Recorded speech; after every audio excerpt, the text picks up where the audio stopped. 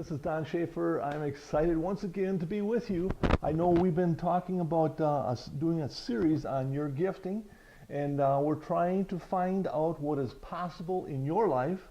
And the whole series is titled "Discovering the Champion in You," and that's where we come to the belief that there is a tremendous champion in each and every one of us that needs to be discovered. And that's where we're trying to take different areas of thought and trying to develop ourselves a little bit here and a little bit there so that we can be the people that God has created us to be. And last week I know we talked about finding meaning and how life a lot of times can be very, very hard on a person when you don't feel like you have any meaning for your life. You know, it's just a survival mode. You're not thriving like you were designed to be. And that's where we told you, and we talked a little bit about the fact that you need to look at some of your giftings. You need to see what you're good at, see how other people perceive you, to find out what the true meaning for you really is.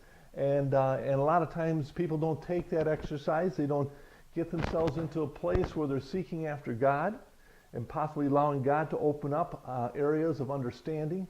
And therefore their life seems to be kind of a waste. You know, like they're just surviving in this world, and time is going by so fast, and all of a sudden, they say this is a hopeless type thing. And myself, I've come from the belief that as long as you have a heartbeat, there's a reason for your being here, and your Creator has designed you with a great purpose in mind, and that you are a champion. You really are, in whatever area that God has designed you in.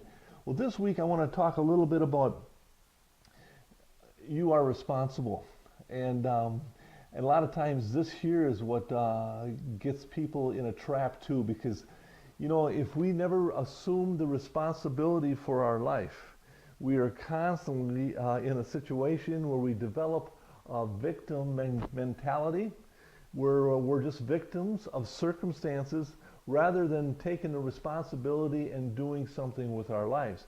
A lot of times people will blame their parents, or where they've lived, or how old they might be, or different other excuses where they're not responsible. But the bottom line is, the sooner you can take the responsibility for your life and make the proper choices to do what you should be doing, and not try blaming somebody else for areas that you might come short on, the sooner that you can have yourself in a position where you can achieve great things in life. And that's where this week I'm going to encourage you to take a look at your life to see once a little bit how responsible you are. Theodore Roosevelt once said that if I took the time to kick myself in the backside for all the things that I have done and that were my fault, I probably wouldn't be able to sit down for a month. And we can chuckle at that, but so many times everybody looks at it as not their fault. When we reach an age in life, the responsibility of our parents leaves and we become responsible. And I know one person said that it's a time that we can reach up and grab a hold of the steering wheel and steer a car. That's the time that we should be responsible for our life and the direction our lives are going in. Our parents just give us a start. Our schools, whatever, they give us a start. From that point on, we need to grab what we have and become responsible people enough to be able to develop ourselves in great ways. And that's where this week I want you to take a little bit of time to take a look at your life and see just how responsible you are. I'm hoping this is helping you. Go after it, and we'll see you again next week. Thank you.